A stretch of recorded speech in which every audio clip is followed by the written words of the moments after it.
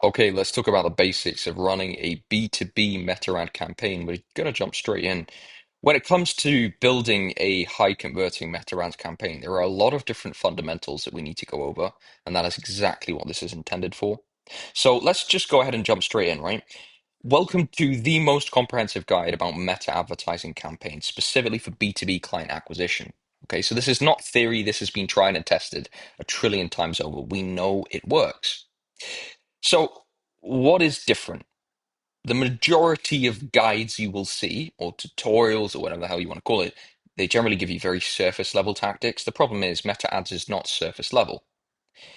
This guide is specifically intended to give you a complete system, optimizing your profile, scaling winning campaigns, literally everything interconnected. And by the end, you will understand fully how to build, test, and scale your campaigns. They consistently bring you appointments. All right. So here's the three pillars of a winning ad. I know it seems obvious, but a lot of people just overlook it. You got the offer, the copy, and the creative. Okay, so chapter one, let's go through this. Your profile presence, you'll be surprised how important this actually is. So the critical first impression is something we're going to basically discuss first. Now, in ads itself, if you look at the CTR, the link click-through rate, you'll actually find that sometimes the link clicks could be a little bit less than the profile clicks, meaning people are like interacting with your profile and clicking through instead of the actual ad. That's down to trust. That's down to curiosity. They see the profile image, they see the name of the brand and think, you're not sure about this. Might just click on and see what they've got to say about themselves. See if there's someone I should trust and I should give my information to. This happens very often. All right. So before we even talk about ads, we do need, and I mean need, to talk about what happens when someone sees your ad. The first thing they notice is not the offer or the copy, it is your profile picture and name. It is. So think about that for a second. When an ad resonates with someone who isn't ready to buy immediately, what do? They click on the profile. If your profile looks unprofessional, has no content aligned with your ad, you instantly fuck that lead over. Gone, done, dusted. Okay? Lack of congruency kills trust. That's true in a lot of things, but very, very true in ads. However, the inverse is also true. When your profile is optimized, you basically find you're going to gather a lot of people that will follow the page. Maybe you've got a YouTube on there. You are going to create some of the highest intent leads possible who will get retargeted by your ads and will end up booking a call at some point. So if you have an optimized profile, you can create some of the best intent leads like that you've never experienced in your life. People that click straight through on the ad, they are not high intent. The people who click once they've seen multiple pieces of content from you, my God, that's an easy sale because they come in liking, trusting, and knowing you. Okay. So let's talk about the profile optimization formula. Profile picture, it needs to show personality. Make your face visibly clear. Use bright, clean background that you stand out with. Personal profile over company account wins every single time. It builds more trust from the start. It needs to be professional but approachable. Think of like business casual but not corporate. Because if you're corporate stiff, no one wants to work with that fucking weirdo. All right, it's very simple. The other one's the name field. It looks a little bit like this: Jack slash concrete marketing expert, whatever the fuck, I don't know. Same. You get the idea, right? Here are a few examples. And here's the bio structure. Okay, it needs to be in order.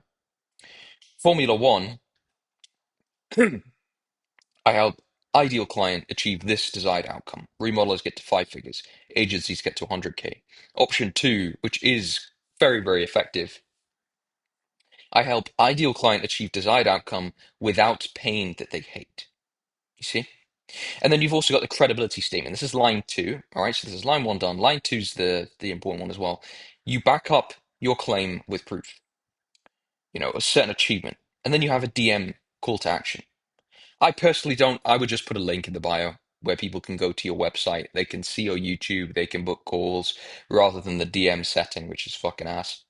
Line four, you need to have like a link in bio CTA. I mean, this is like line three is meant to say something along the lines of, I think for us, schedule a strategy call or learn more here, and then the link underneath, the pointing down arrow. That's what we do. Learn more always works best. And then when it comes to social proof and content strategy, this is very important too. The follower count, right? If you have a brand new account with minimal followers, you need to not purchase 5 to 10K, right? But you need to run ads. You can run an engagement post with a picture of a dog saying, "Hi, my name's Derry. Follow me for follow me and watch me grow old," or something, right? A cute dog. You'll get a shitload of followers on that Facebook page, which then means you look more credible. Okay. Perception really does matter when cold traffic hits your profile more than warm traffic. Like warm traffic doesn't give a shit. Cold traffic gives every single shit possible. They really care. When it comes to the content library itself, upload all testimonial clips, case study highlights, phone calls with clients. Your original profile that you use for this agency needs to be you. And it should be filled with proof that you are good at what you're doing, right? Not about the agency. They want to buy from you. People buy from people. You need a minimum of 9 to 15 posts that align with your ad messaging, right? They could either be value drops, they could be ads themselves. Sometimes we just upload ads, literal ads of us from different angles. Profile visibility, ensure your public profile is highly visible. SEO optimized with key search terms, obviously not set on private. And then, of course, consistently post 3 to 5 times per week. Just schedule it. It doesn't need to be perfect, but it needs to exist, right? It needs to be there. Otherwise, you're wasting your time. You have a profile that looks scammy because normal businesses actually post. All right, lovely. Let's continue. Chapter 2, offer framework and positioning, right? Your ads are only as good as your offer. Everything else, copy, creative targeting, is literally built around making your offer irresistible. You could have a terrible ad but a very good offer, but you cannot have a terrible offer and a very good ad. Before you write a single line of ad copy or record your video, you need to be absolutely clear on what you're offering, who it's for, and why they should care. Okay? The last thing we add in is a UM, a unique mechanism. It's the thing that makes them buy from you. So what's different about you guys, Jack? UM. Everyone needs to have one. Here's the other thing that you need to be conscious of, right? Understand awareness stages. Not all prospects are created equal. All prospects are created unequal.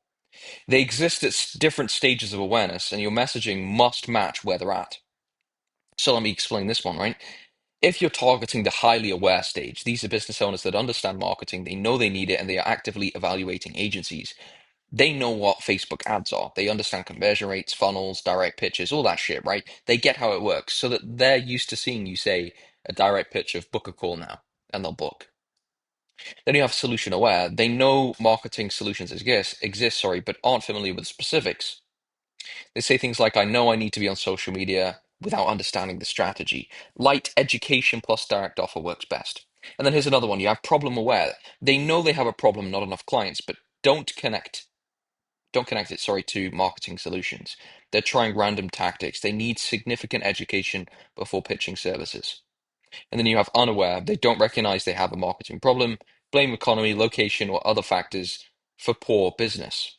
They require extensive nurturing through content before considering services. I prefer this layer, solution aware. Highly aware means they're booking a shitload of calls. Solution aware is my favorite. But be conscious of that, right? Here's the strategy, right? We want to be focusing on highly aware and solution aware first. These stages convert the fastest at the lowest cost. Once you have consistent cash flow from these groups, right, you can invest into nurturing low awareness audiences. But for now, let's focus on where the money comes from. So here's a concept we need to go over, right, which is direct versus indirect ads. Direct ads are like a hard pitch. You literally have an image, here's my pitch, or a video, here's my pitch, with very direct CTAs too. Indirect ads are very simple, right? They're softer. They focus on educating, storytelling, social proof, to warm up the audience, right? These target completely unaware and problem-aware prospects, sorry. They know they don't have a problem. Sorry, they don't know they have a problem yet. I don't know why I read that backwards. Or they haven't connected the dots to a solution. The goal is to educate, build trust, and create curiosity. All right. Now, here's the thing. A lot of the ads we build are designed to get as many clicks as possible, as many leads as possible. They're designed to be very, very engaging. But there's not a lot of thought given to the script or the structure of the ad itself, what we put into it, what we say in it, what our offer is. And we're never really thinking as media buyers, who am I trying to attract here? Which layer of the market do I want to attract? I know which layer of the market that I can sell. I know which layer of the market is best quality. So therefore, every single ad that has ever attracted that in the past for me, they're the ads we run. We don't want to target the guys that are completely not aware. They need help. We don't want to go after those guys. Unfortunately, a lot of people are running ads and attracting those types of people through the messaging, the copy, the guarantees, and all the weird shit that they put in there. And these people are the worst quality. So using today's video, if you implement every single step, you will be able to have the foundational knowledge of building a meta ads campaign for your B2B acquisition. Have a good day.